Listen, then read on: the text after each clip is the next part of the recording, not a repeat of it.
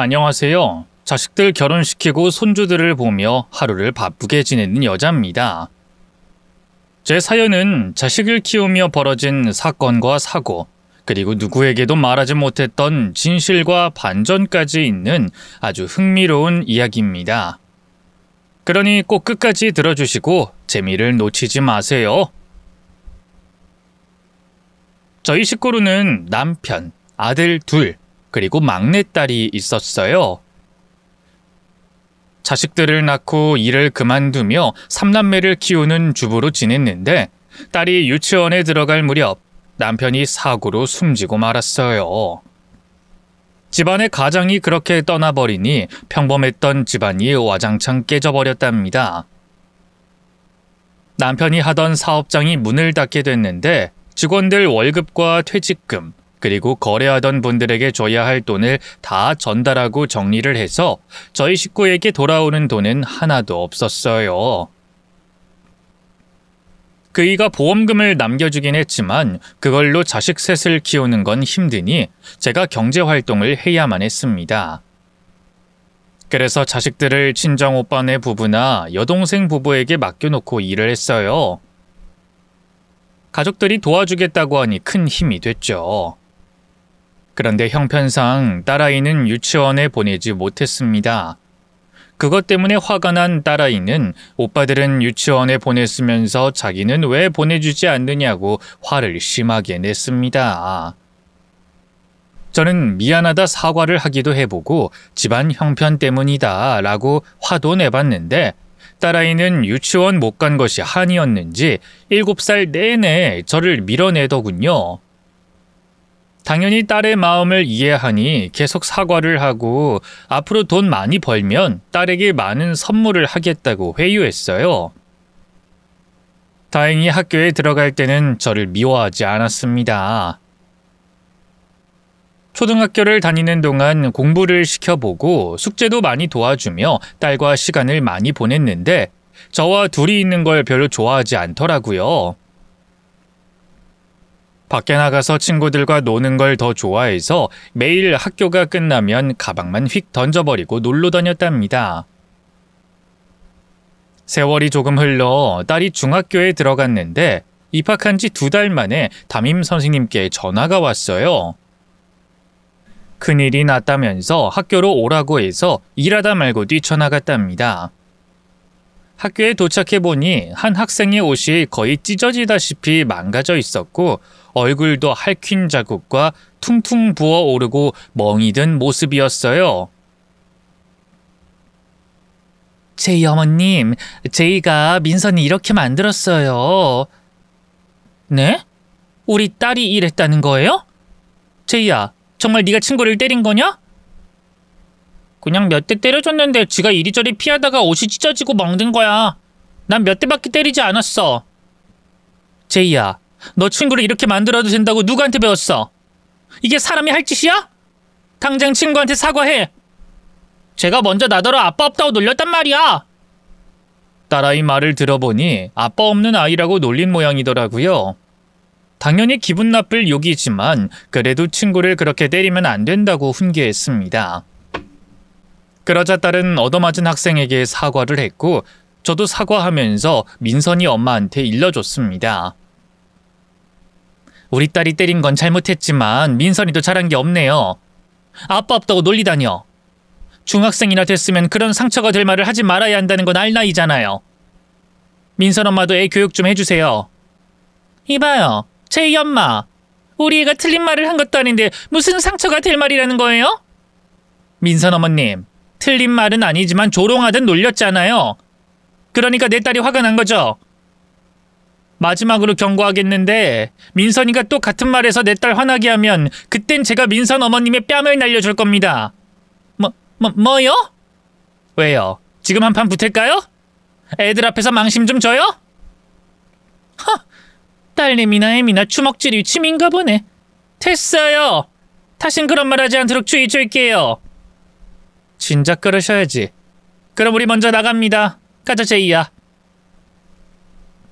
딸아이 손을 잡고 학교를 나왔고 그날 일은 무사히 잘 넘어갔습니다. 그런데 딸아이는 점점 더 과격해지고 무모해졌어요. 학교에서 친구들을 괴롭히는 문제로 학교에 몇 번이나 불려갔습니다.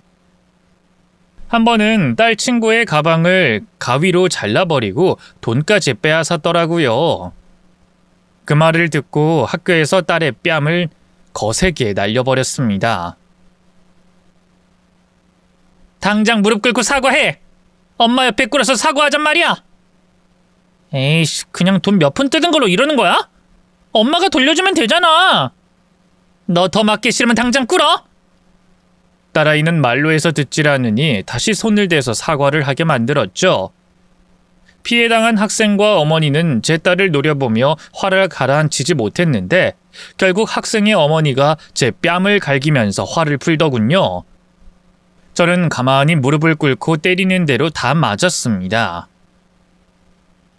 나쁜 짓을 하면 결과가 이렇게 나쁘다는 걸 몇 번이고 보여주고 타이르고 혼을 내며 가르쳤는데 고쳐지지 않았어요. 제 아들들은 딸의 비행을 고쳐주려고 저 대신 나서봤지만 통하지 않았습니다. 두 아들은 마음이 약해서 심한 말을 하지 못하기 때문에 딸이 만만하게 봤던 것이죠. 자식들을 비교하면 안 되지만 달라도 너무 달랐어요. 두 아들은 학교에서 모범생이었고 꿈도 가지고 있어 바르게 컸는데 딸은 학교에서 나쁜 짓을 끊임없이 했고 제 가슴에 난도질했습니다. 그래서 두 아들에게 엄마 역할을 제대로 해주지 못하고 딸한테만 온 신경을 쏟았습니다. 청소년 상담센터에 데려가 보기도 했고 정신과에도 억지로 끌고 가서 상담받고 약까지 받아왔답니다. 또 보육원에 봉사활동을 데려가서 이렇게 부모님 없이 지내는 아이들도 나쁜 짓 안 하고 자란다는 걸 보여줬죠. 하지만 딸은 제가 시도하는 것 모두 대충 생각하고 말았어요. 그러다 머리가 좀 커진 고등학생이 되자 본격적인 비행을 시작하더군요. 남자친구와 가출을 해서 2달 동안 집에 돌아오지 않아 경찰들과 함께 온 동네를 뒤져가며 마음을 졸이게 했어요. 나중에 딸아이는 돈이 떨어져서 돌아왔습니다. 제이, 너 그동안 어디서 뭘 하고 다닌 거야? 남자친구랑 놀러 다녔어. 엄마, 돈 좀 줘. 남자친구랑 여행 가기로 했어. 뭐? 2달 만에 집에 와서 한다는 소리가 돈 달라는 말이니? 도대체 언제까지 이럴 거야? 엄마 가슴에 못을 얼마나 더 박아야 하는 거냐고! 그냥 나한테 신경을 꺼. 엄마 원래 오빠들만 좋아하고 난 싫어했잖아. 엄마가? 아니야. 자식을 차별하는 부모가 어딨니? 그리고 난 너에게 더 많이 신경을 썼어. 그건 너도 잘 알잖아.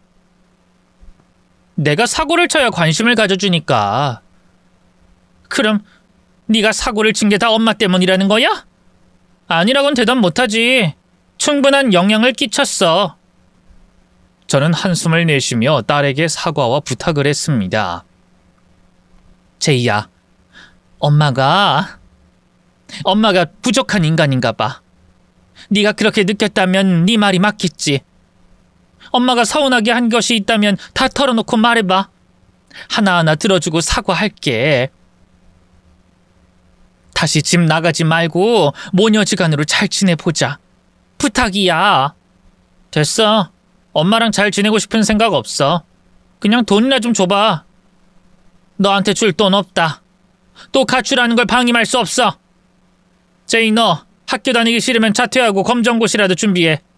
그리고 대학을 가든 직업학교를 가든 해라. 그것도 싫으면 그냥 집에서 놀아도 돼. 아직 미성년자고 널 보호해야 하니까 가출하는 건 절대로 용납 못해. 딸은 제 말에 귀를 기울이지 않았지만 돈을 받지 못해서 가출을 다시 하지 못했습니다. 그런데 학교에서 딸을 거부했습니다. 딸아이는 결석일수가 많아서 퇴학 처리가 됐고 집에서 검정고시를 준비했어요. 학원을 보내줬고 책도 많이 사주고 용돈도 많이 줬습니다. 노력하려는 모습이 조금 보여서 아낌없이 지원을 해줬죠. 그런데 얼마 못 가 학원을 환불하고 책을 팔아치우고 집에 있던 귀금속을 몽땅 훔쳐서 또 가출했답니다. 남자친구와 긴 여행을 다녀온다는 메모를 남겨두고 말이죠. 정말이지 제가 너무 부족한 엄마라는 걸 또다시 깨달았습니다. 딸아이는 몇 달 뒤에 집에 돌아왔고 똑같이 돈을 달라고 하더군요. 저는 다 큰 딸아이의 얼굴에 손찌검을 했습니다. 여러 대 때리고 아예 집을 나가라고 소리를 질렀습니다. 김재인 너! 그렇게 멋대로 살고 싶으면 그냥 나가! 아, 왜 때려? 그리고 엄마가 날 낳았으면 책임을 져야지. 누가 날 낳아달라고 했어? 뭐? 이젠 하다 낳았으니 책임지라고 하니? 제이야, 내가 어떻게 해야 네가 이런 행동을 그만할 거니? 너 이제 곧 19살 돼. 성인이 되기 전에 어떻게 살아갈 건지 고민이라도 좀 해봐. 난 그냥 엄마가 주는 돈 받아서 놀러 다닐래. 그게 내 계획이야. 왜냐고? 엄마는 늘 오빠들만 귀하게 여겼으니까. 내가 언제 네 오빠들만 귀하게 여겼니? 내가 하나만 얘기해줄까? 너 학교에서 크게 사고 친 날 네 큰오빠 졸업식이었어. 난 네 오빠 졸업식 날 네 학교에 가서 학부모 앞에 무릎 꿇고 빌었다고. 그리고 네가 가지고 싶은 건 전부는 아니지만 갖게 해줬어. 얼마 안 되는 월급을 탈탈 털어서 네가 원하는 옷도 사주고 컴퓨터도 사줬어. 너는 또 사주는 게 뭐가 대단하냐고 하겠지? 근데 제이야, 난 널 위해서 돈뿐만 아니라 마음까지 다 열어줬어. 항상 너를 사랑해왔다고. 차별한 적 절대 없어. 아, 엄마. 말 맞네. 따귀한테 날리고 훈계하면 내가 들어먹을 줄 알았어? 난 내가 느낀 것만 생각해.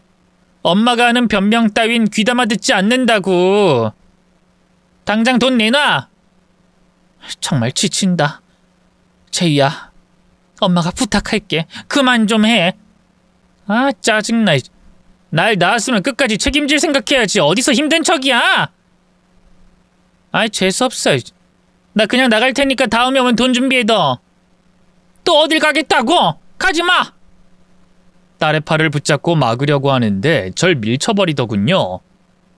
바닥에 넘어졌다가 일어났더니 딸은 이미 집을 나가고 없었습니다.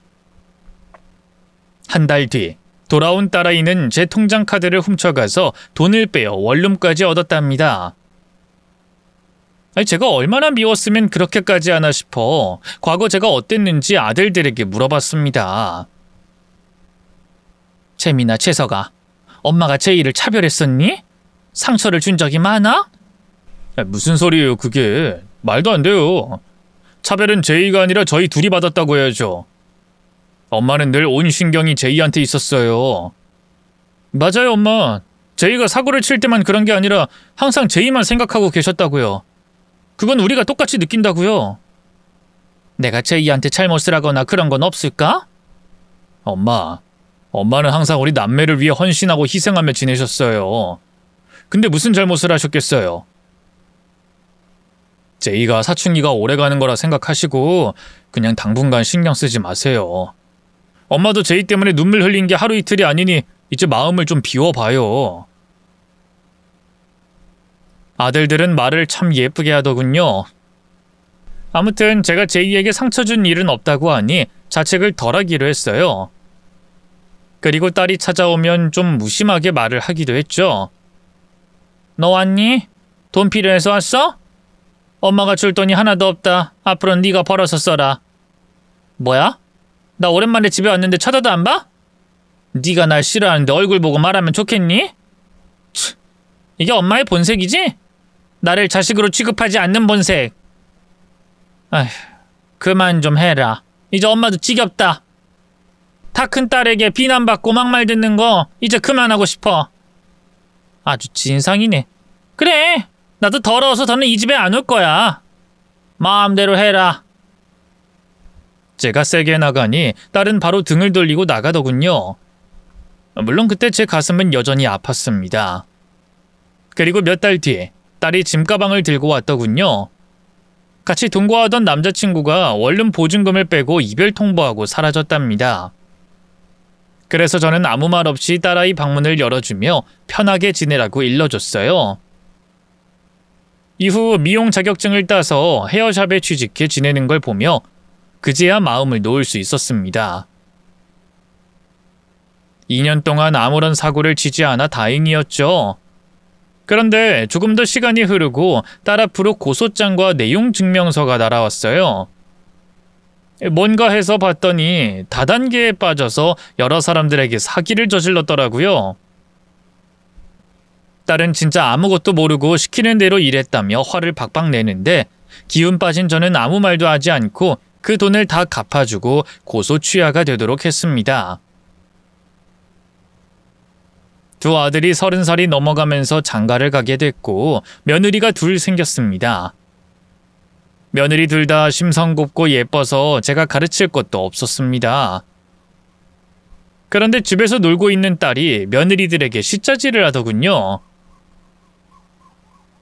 새언니, 시댁에 오면서 빈손으로 왔어요? 그리고 둘이나 되는 올케가 어떻게 시누이한테 아무것도 안 해줄 수가 있어요? 아가씨, 지난달에 용돈 드렸잖아요. 돈이 부족하셨어요? 그 말을 듣고 딸에게 한 소리 했습니다. 제이, 넌 이제 새언니들한테도 돈을 뜯는 거니? 도대체 왜 그러는 거야? 미용사로 다시 일할 수 있잖아. 몸 건강하고 사진 멀쩡한데 언제까지 가족들이 주는 용돈으로 살 거니? 내가 다단계하고 난 뒤로 일하는 게 무서워서 그런다고 했잖아. 그게 몇 년 전 일인데 아직도 그러냐? 그리고 다단계로 얻은 빚은 엄마가 다 갚아줬잖아.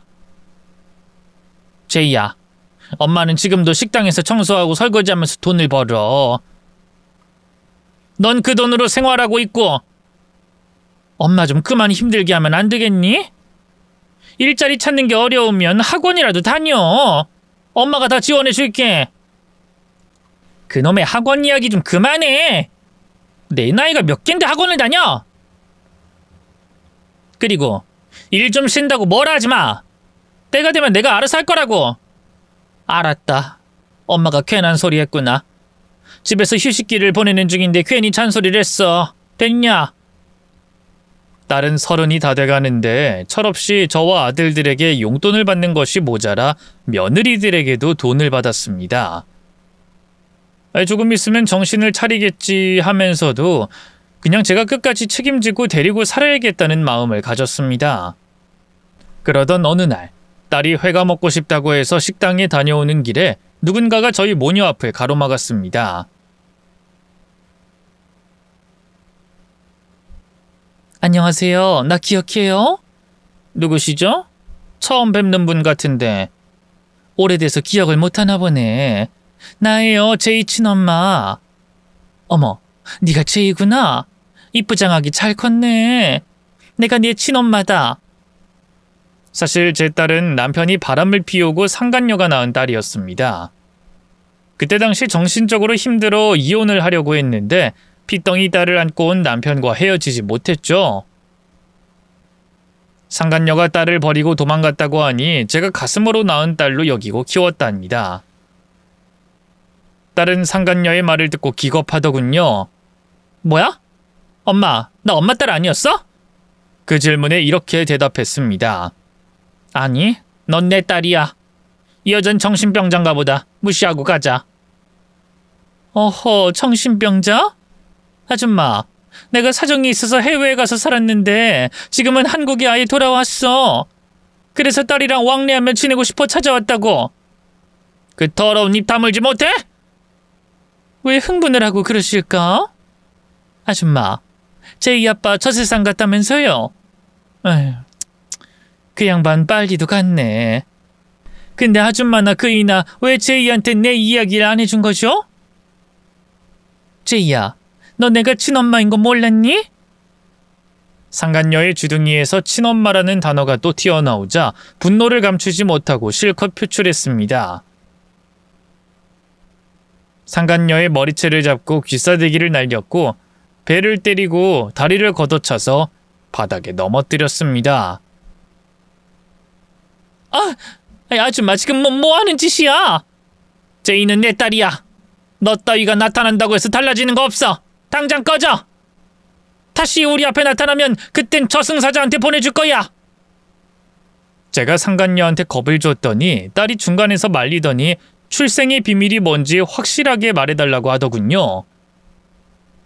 여태껏 비밀을 지켜왔는데 그날 모든 걸 실토하고 말았죠. 제이야, 네 아빠가 바람을 피웠다. 넌 혼외자고 바닥에 쓰러진 여자가 생물학적으로 네 모친이 맞다. 하지만 네가 태어나자마자 버리고 도망간 여자야. 넌 내 딸이야. 절대로 변하는 건 없어. 이제야 좀 알겠네. 나만 집에서 겉도는 이유가 뭔가 했더니 혼외자였다고? 그래서 날 그렇게 미워했던 거야? 미워한 적 없어. 그건 너도 알잖아. 아니, 넌 사춘기 애도 아니고 내가 얼마나 노력하는지 느꼈을 거 아니야. 아무튼 내 친모는 이 여자라는 거네. 이거 참 막장 드라마 속 주인공이 된 기분이네. 저기 친엄마, 일어나 봐요. 날 찾아온 이유가 뭐예요? 혹시 돈 좀 있어요? 당신 부자예요? 내가 따라가길 원해요? 딸은 제 말을 무시하고 상간녀에게 큰 관심을 보이더군요. 둘은 마주보며 웃더니 팔짱을 끼며 일어섰어요. 상간녀 역시 딸을 보고 교감이라도 했는지 당당하게 말하더군요. 부자는 아니지만 너랑 같이 살 정도는 돼. 이 엄마랑 같이 갈래? 혼자 사세요? 응. 이제 막 해외에서 돌아왔고 가족이 필요해. 내 딸아, 엄마랑 같이 가자. 친엄마, 지금 바로 친엄마 집으로 가요. 여기 가짜 엄마는 다신 보지 말아야겠다. 상간녀가 깔깔 웃으며 대답하더군요. 잘 생각했어, 제이야. 널 키워준 엄마가 어떤 인간인지 대충 알겠다. 얼마나 애를 못살게 굴었으면 날 보자마자 따라 나설까. 아휴. 이봐요, 아줌마. 내 딸은 이제 내가 책임질 겁니다. 그러니 당신은 당신 자식들이나 신경 쓰면서 살아요. 이런 해괴망측한 상황에 기가 막혀서 딸에게 물었습니다. 너 진짜로 이 여자 따라갈 거야? 널 버린 여자라고. 사정이 있으니까 그렇게 했겠지. 이거 놔. 가짜 엄마인 당신은 날 잡을 자격 없어. 30년 넘게 널 키웠어. 최선을 다했다고. 근데 고작 이 상간녀의 말에 넘어가서 나를 떠나겠다고? 날 보고 싶다고 찾아온 사람이자 친엄마니까 당연히 따라가야지. 가짜 엄마 집에서 눈칫밥 먹고 사는 게 질려버렸으니 오늘부로 끝이야. 이제 엄마도 속 시원하겠네, 안 그래? 딸이 이 정도일 줄은 몰랐습니다. 정말 억장이 무너지는 순간이었죠. 머리가 어지러워서 벽을 잡고 간신히 버텼는데 상간녀와 딸은 다정하게 팔짱을 끼고 절 비웃으며 떠났습니다. 딸이 저를 버리고 떠나게 되자 가슴이 먹먹했습니다. 집에서 한 발짝도 나가지 못하겠더라고요. 기운이 없고 밥도 넘어가지 않아 물만 마시고 누워서 지냈죠. 그런데 모든 상황을 알게 된 아들 부부들이 찾아왔어요. 어머님, 이러고 계셨군요. 많이 힘드시죠? 아이고, 미안하다. 자식들 왔는데 몸이 안 따라줘서 일어나질 못하겠다. 어머님, 저희가 식사 챙겨드릴게요. 그리고 저희가 부탁드릴 게 있어요. 어머님이 저희 아들이랑 동서 딸 봐주시면 어떨까요? 허전한 게 금세 잊혀질 것 같기도 하고 애기들이 예뻐서 어머님이 좋아하실 것 같은데. 내 손주들을? 너희 친정에 맡기지 않니? 그렇긴 한데 어머님이 봐주시겠다고 하면 어머님께 맡길게요. 하시던 식당 일도 그만두시고 저희가 드리는 수고비랑 용돈으로 생활하세요. 너무 늦게 말씀드려서 죄송해요. 아이고, 너희들은 참 생각하는 것도 예쁘구나. 그래, 내가 손자들 볼게. 내가 3남매를 키운 엄마니 손주들도 아주 잘 키울 수 있을 거야. 그렇게 딸이 떠나고 빈자리를 손주들을 키우며 채워나갔습니다. 육아를 해보니 하루 종일 바빠서 시간 가는 줄도 모르고 하루를 보냈답니다. 한편 집을 나간 딸은 연락처를 바꾸고 5년 동안 깜깜무소식이었습니다. 손주들이 유치원에 갈 나이가 되어 저희 일상이 한가해지면서 취미로 손뜨개를 배워 손주들 양말이나 장갑, 옷을 만들었습니다. 그러던 화창한 어느 오후에 집에 연락 끊긴 딸이 찾아왔습니다. 너 제이... 엄마, 그동안 잘 지냈어? 이 딸내미 없이 잘 먹고 사셨나 보네. 볼에 살이 오른 것 좀 봐. 어떻게 된 거냐? 너 도대체 뭐 하는 애냐? 이 엄마한테 연락 한 통 없이 5년 동안 뭐하고 살았던 거야? 우리 엄마 성질 여전하시네. 그냥 친엄마랑 같이 살다가 독립했어. 이젠 혼자서 직장도 다니고 남자도 만나고 있어. 날 아주 안 보겠다고 나가더니 다시 돌아왔네? 혹시 돈을 요구하려고 온 거니? 엄마도 참, 나 돈 잘 벌어.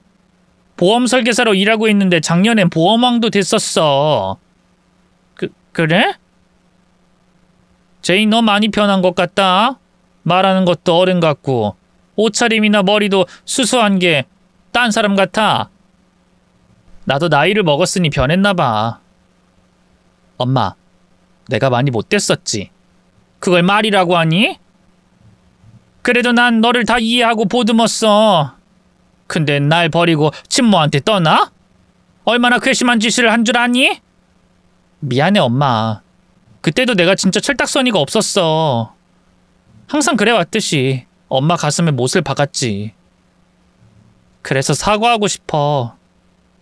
엄마, 미안해요. 딸아이는 진짜로 변한 것 같았습니다. 고개를 숙여 저에게 사과를 하더니 저를 따뜻하게 안아주더군요.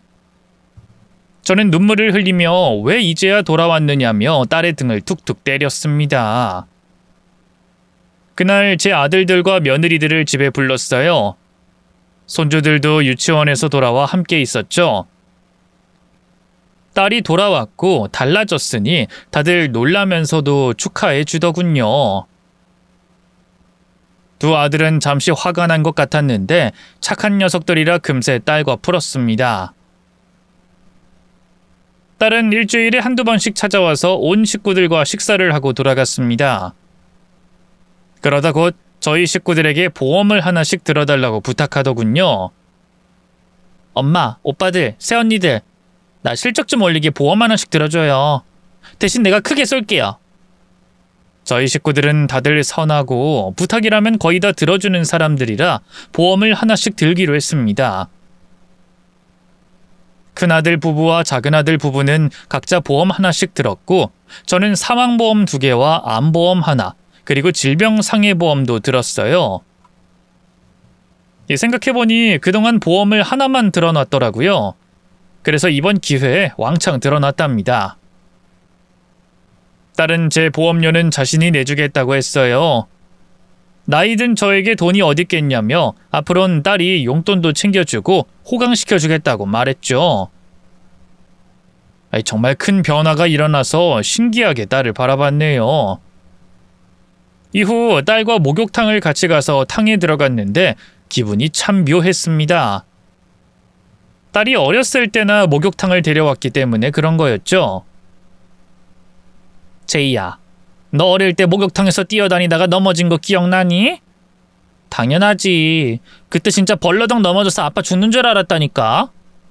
엄마가 수십 번 뛰지 말라고 말해줬는데도 넌 말을 듣지 않았어. 청개구리였다니까. 아휴, 뭐 옛날 생각하니 재밌네. 아, 제이야. 네 친모랑도 목욕탕 가고 그러니? 어? 아니.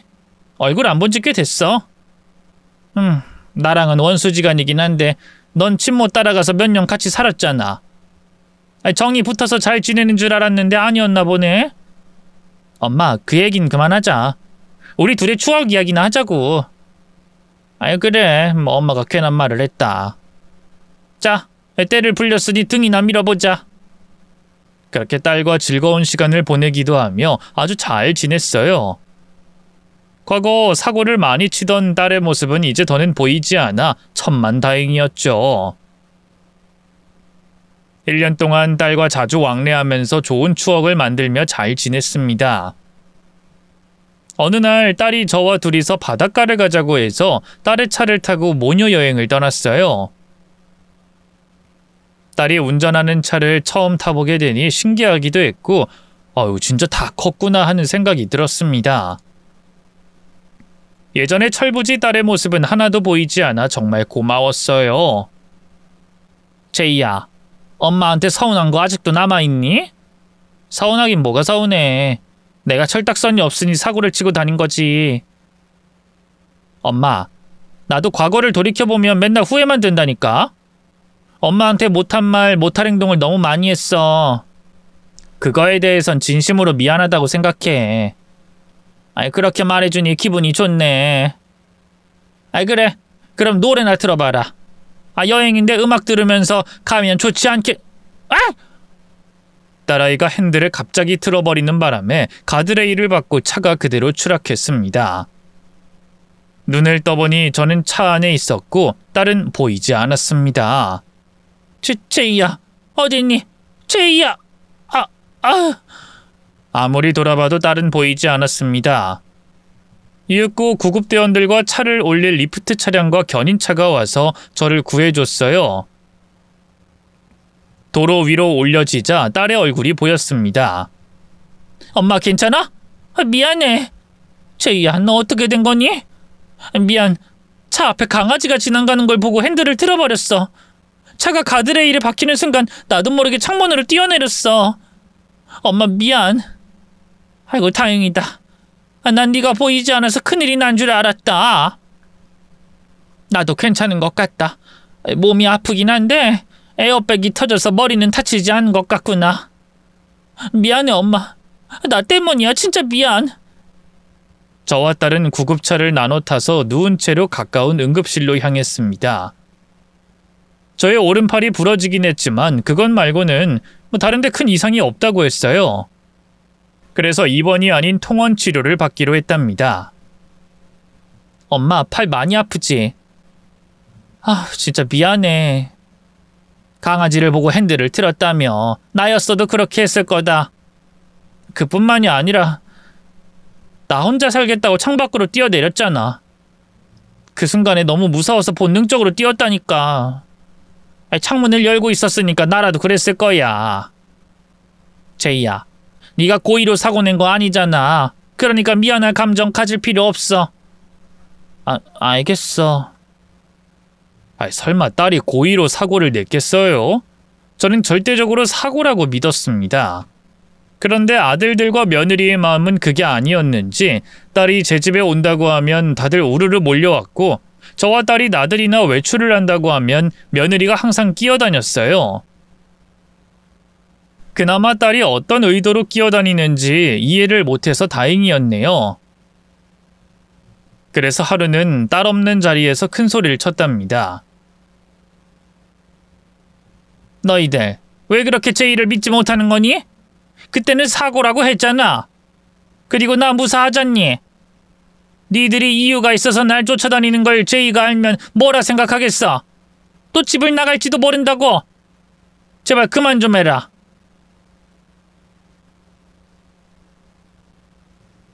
어머님, 그래도 안 돼요. 혹시라는 게 있고 설마라는 게 있잖아요. 그러니 당분간은 저희가 과잉 보호를 좀 할게요. 아가씨가 불편하게 생각해도 어쩔 수 없어요. 저희는 어머님 자식들이니까요. 아이고야, 니들이 이러니 내가 너무 불편하다. 이래서 외출이나 제대로 하겠나 싶네. 특히 큰며느리가 제 딸을 많이 의심하는 눈치였습니다. 제가 100번 아니라고 해도 말을 듣지 않으니 그냥 내버려 뒀습니다. 그러던 어느 화창한 날, 초등학교에 들어간 손주와 유치원에 있는 손주를 데리러 가려는데 딸이 둘이서만 할 말이 있다며 손주들을 며느리에게 보내라고 연락이 왔어요. 그래서 대충 바쁜 일이 있다고 둘러대고 며느리들에게 직접 픽업하라고 전달했죠. 이윽고 딸 제이가 양손에 음식을 바리바리 싸들고 찾아왔습니다. 이게 다 뭐야? 제이야, 할 말이 뭐길래 이렇게 잔뜩 사왔어? 할 말 없어. 그냥 엄마 몸보신 시켜드리려고 손주들 내보내라고 한 거야. 뭐야, 그럼 이것 때문에? 아이고, 참 오래 살고 볼 일이다. 우리 딸이 이젠 엄마 몸보신 시켜준다고 혼자만 있으라고 한 거야? 아유, 참 기특하다. 엄마, 과일도 싱싱한 걸로 많이 사왔고 전복도 사왔어. 이건 나중에 손질해서 드시고 내가 만들어 온 전복죽부터 드세요. 어우 세상에나. 전복이 엄청 싱싱하네. 아이 살아서 꿈틀거리는 것 좀 봐. 좋지. 자 그럼 일단 전복죽부터 잡숴. 냉장고에 음식을 넣어두고 딸과 함께 식탁에 앉았습니다. 그리고 전복죽을 수저로 퍼서 입에 넣으려는데 전화벨 소리가 크게 울렸습니다. 아이 깜짝이야. 아휴, 우리 큰며느리네. 내가 귀한 음식 먹는 건 알고 전화를 했나? 엄마 받지 말고 드셔. 올케들이 엄마한테 엄청 집착하네. 아이 그래도 전화는 받아야지. 혹시 손주한테 무슨 일이 생겼을지도 모르니까. 통화 버튼을 누르고 며느리의 전화를 받았어요. 큰애야 무슨 일이니? 어머님 지금 아가씨랑 같이 있죠? 대답하지 마시고 듣기만 하세요? 저는 머쓱한 미소를 지으며 며느리의 말을 들었습니다. 어머님 아가씨랑 같이 떠났던 친모가 재작년에 사망했대요. 아가씨가 보험 설계사로 일하기 시작하고 1년 만에 돌아가셨대요. 어머님한텐 친모가 돌아가신 걸 말하지 않았죠. 그게 다 이유가 있어서예요. 아가씨가 해준 조개를 먹고 세상을 떠났대요. 폐류독에 중독되어 호흡곤란이 와서 그렇게 됐답니다. 경찰 조사를 받았는데 독성이 있는 해물인지 모르고 먹었다고 해서 무혐의가 나왔대요. 그리고 보험금 5억을 챙겼다고 해요. 제 남동생이 형사인 거 아시죠? 얼마 전에 저랑 길을 걷던 중에 우연히 아가씨를 발견하고 말해줬어요. 제 동생이 아가씨 친모가 사망했을 당시 현장에 나갔던 형사였거든요. 아가씨 얼굴 보자마자 기억하더라고요. 어머님, 지난번 교통사고도 사고가 아니라 고의로 낸 사건 같아요. 혼자 살겠다고 창문으로 뛰어내린 것부터가 애초에 말이 안 됐어요. 며느리가 지금 무슨 말을 하는지 이해가 되지 않았지만 일단 전복죽을 먹으면 안 될 것 같았습니다. 계속해서 며느리의 말을 들었습니다. 어머님, 오늘 손주들을 저희한테 보내고 아가씨 만나는 거 맞죠? 느낌이 이상해서 전화를 드렸어요. 혹시 해산물을 들고 간 거예요? 어머님, 제 말이 맞으면 응 하고 대답하세요. 지금 해물이 든 음식이 앞에 있나요? 응. 절대 드시면 안 돼요. 아가씨 친모가 당했던 거랑 똑같은 상황이에요.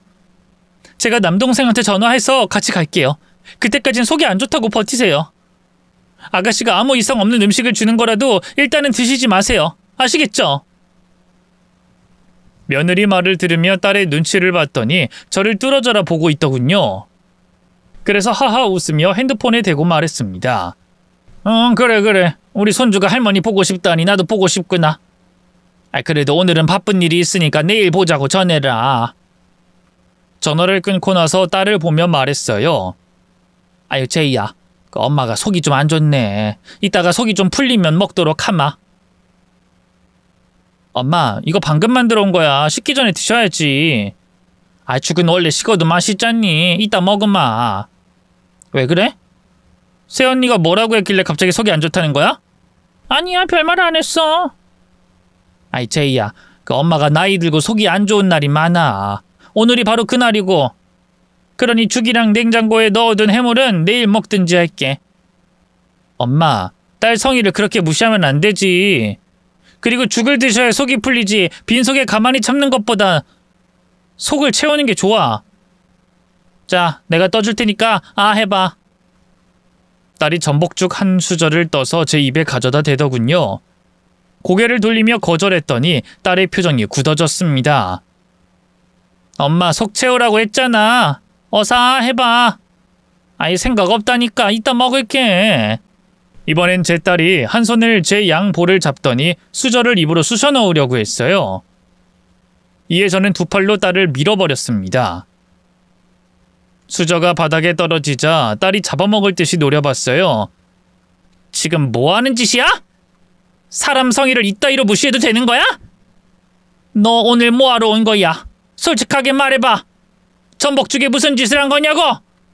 전복죽이 전복죽이지 무슨 짓을 했다는 거야? 네 친모가 네가 해준 요리를 먹고 사망했다면서?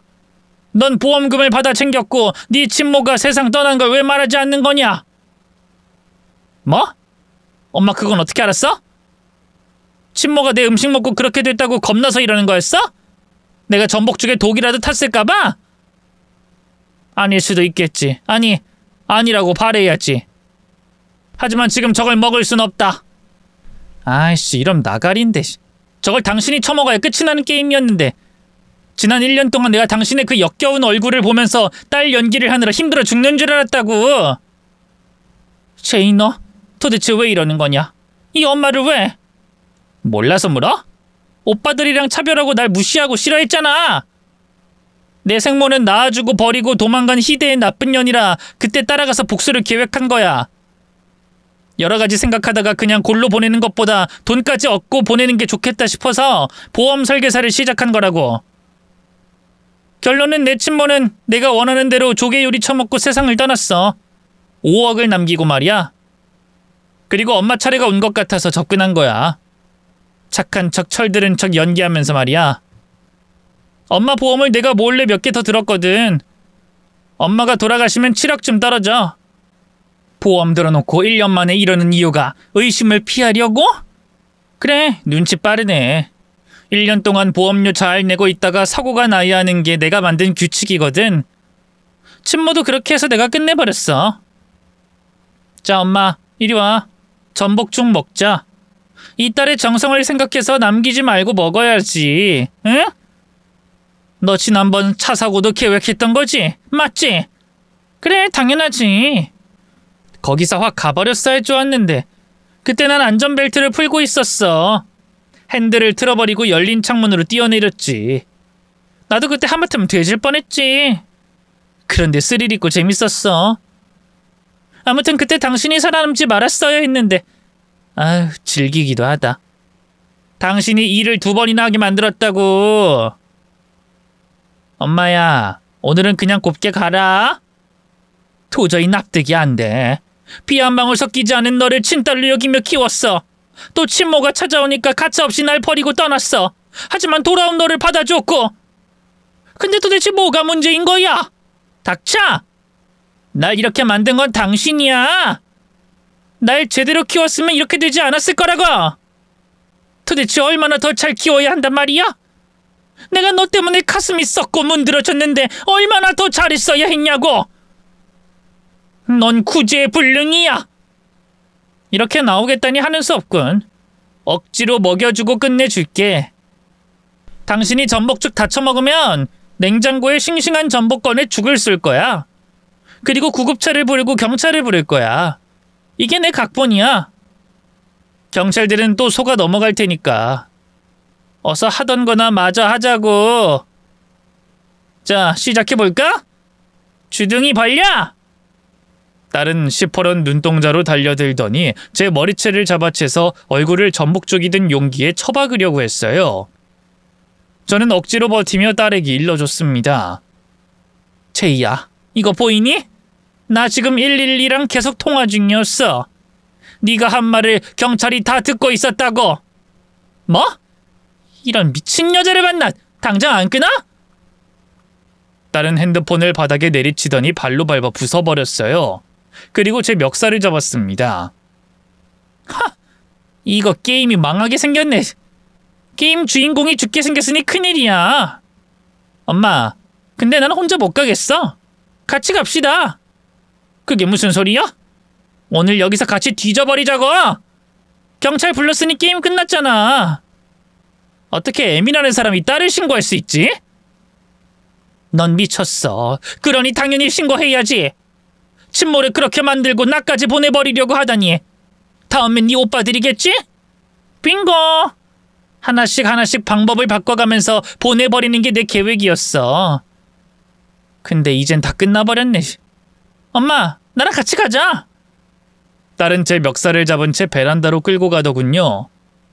반항하며 힘을 써봤지만 딸의 힘을 따라가지 못했어요. 이윽고 베란다 난간 앞까지 다다랐습니다. 제이야, 이러지 마. 넌 치료하면 나을 거야. 제발 멈춰. 아니, 난 감옥에 가느니 여기서 떨어지는 게 100번 나아. 우리 둘이 보기 좋게 같이 갑시다. 안 돼. 제발 멈춰. 딸이 저를 잡고 몸을 난간 밖으로 기울이려고 하는 걸 힘을 써가며 버텼어요. 잠시 후 현관문이 열리더니 큰며느리와 형사인 며느리 남동생, 그리고 제 통화를 들은 경찰관들까지 우르르 들어왔습니다. 위급한 상황이라 테이저건을 딸에게 쐈고 그걸 맞은 딸은 바로 기절했어요. 저는 베란다 바닥에 주저앉아 오열했답니다. 경찰들은 딸을 제압하고 정신을 차리게 되자 쇠고랑을 채우고 끌고 나갔어요. 그리고 곧 과학수사대가 와서 전복죽과 냉장고에 있는 모든 음식을 수거해 갔습니다. 저를 구해준 며느리가 등을 쓸어주며 말했어요. 어머님, 이제 다 끝났어요. 아가씨 감옥에 가서 다시는 볼 일 없을 겁니다. 위험한 일은 더 이상 일어나지 않아요. 이게 무슨 꼴인지 모르겠구나. 내가 얼마나 못난 엄마면 이런 일을 당할까? 그런 말씀 마세요. 아가씨는 일반 사람들과는 달라요. 어머님도 아시잖아요. 그래도 딸에게 모든 걸 다 해줬어. 아들들에게 줄 사랑까지 그 아이에게 다 줬단 말이야. 그런데도 이런 짓을 벌였어. 어머님, 진정하시고 저랑 같이 병원 가요. 그리고 당분간 혼자 지내지 마시고 저희 집에 오셔서 같이 지내요. 먼저 경찰서에 가서 제가 당한 일들을 모두 말하고 며느리와 정신과에 가서 상담받으며 놀란 가슴을 진정시켰습니다. 그리고 처방해준 약을 먹었더니 기절하듯 잠이 들었답니다. 이후 딸은 친모를 해친 죄와 보험 사기, 그리고 저에게 했던 미수죄가 모두 인정되어 감옥에서 평생 썩게 됐습니다. 재판날은 차마 가지 못하고 검사를 통해 소식을 들었답니다. 몇 달의 시간이 지나고 딸의 얼굴을 한번 봐야겠다고 생각이 들어 교도소를 찾아갔습니다. 면회 신청을 했더니 받아주고 나오더군요. 유리를 사이에 두고 수화기를 들고 대화를 나눴어요. 제이야, 왜 왔어? 너 괜찮니? 내가 괜찮아 보여? 너 나한테 한 짓을 어떻게 생각하니? 반성하니? 후회를 해? 반성이고 후회고 난 그런 거 몰라. 당신이 날 감옥에 쳐넣어서 복수해야겠다는 생각 하나만 들거든. 제이야, 널 어떡하면 좋니? 어쩌긴 뭘 어째? 당신 때문에 나 평생 감옥에서 썩게 됐잖아. 미안하다. 어쩔 수 없었어. 곱게 전복죽 처먹고 돼질 것이지 일을 이렇게 만들어? 내가 여기서 물 떠놓고 고사 지낼 거야. 당신 지옥으로 처박히게 해달라고 말이야. 뭐? 도대체 왜? 날 원망하는 이유가 뭐야? 이유? 몰라 나도. 그냥 그래야만 할 것 같으니까 하는 거야. 너도 인정하는 거지? 내가 널 제대로 못 키웠다는 말은 못하겠지? 이 아줌마가 보소. 기세등등하네. 난 당신 딸인 게 처음부터 싫었어. 오빠들도 마찬가지고. 어쩌면 아줌마 남편이 바람나서 낳은 자식이라 저주를 받았나 봐. 그래서 내가 이 모양일 수도 있겠지. 제이야, 거기서 치료받고 건강해진 정신으로 날 만날 순 없겠니? 이게 지금 병주고 약주나. 야! 당신이 날 여기에 가둔 거야. 근데 건강해진 정신으로 어쩌라고? 이 늙어빠진 노친네가 돌아도 단단히 돌았네. 너만 아니었으면 난 지금쯤 10억 넘는 돈을 쥔 사람이 됐을 거라고. 정말 안 되겠구나. 이제 알겠다. 너는 내 딸이 아니라는 걸. 가슴으로 나온 너를 이젠 가슴에서 놓아줘야겠다. 그럼 거기서 잘 살지 말고 힘들고 고통스러운 나날을 보내거라. 엄마는, 아니 네가 원망하는 이 여자는 그만 떠나도록 하마. 뭐야? 나한테 그따위 말하러 온 거였어? 거기서! 당장 내 앞에 와서 빌어! 안 그럼 탈옥해서 당신을 끝장내버리겠어! 아휴, 이제 진짜 그만두련다. 나를 2번이나 해치려고 한 거 용서해줄 생각이었는데 그건 아닌 것 같다. 내가 잘못 생각한 것 같다. 너 같은 미친 애를 더는 딸로 두지 않을 거야. 영원히 이 지옥 속에서 썩어버려. 아이씨! 당신 내가 저주할 거야. 그리고 반드시 복수하겠어. 날 이렇게 만든 건 당신이라는 걸 꼭 인정하게 해주겠다고! 아이씨! 딸은 유리 너머에서 발악하고 난동을 부려서 교도관들이 팔다리를 잡고 안으로 끌고 들어갔습니다. 그게 제가 본 딸아이의 마지막 모습이었어요. 집으로 돌아와 다시 손주들 육아를 하며 바쁘게 시간을 보냈어요. 딸이 생각나지 않도록 손뜨개도 하고 밖에 나가서 게이트볼도 배워서 운동을 했답니다. 그렇게 여러 날의 시간을 보내니 딸 생각이 더는 나지 않았습니다. 딸 때문에 흘린 눈물, 가슴이 찢어진 날들은 모두 묻어뒀고 지금은 평화롭고 덤덤하게 하루하루를 보내고 있습니다. 뉴스를 보면 자식이 부모에게 해서는 안 될 짓을 하고 감옥에 갔다는 걸 보면 그 부모의 마음을 충분히 알고 있어 안타깝게 생각한답니다. 지금도 자식 때문에 괴로움을 껴안고 사는 분들이 계신다면 제 사연으로 작은 위로와 치유가 되셨길 바랍니다. 그럼 여기서 제 글을 마치겠습니다. 안녕히 계세요.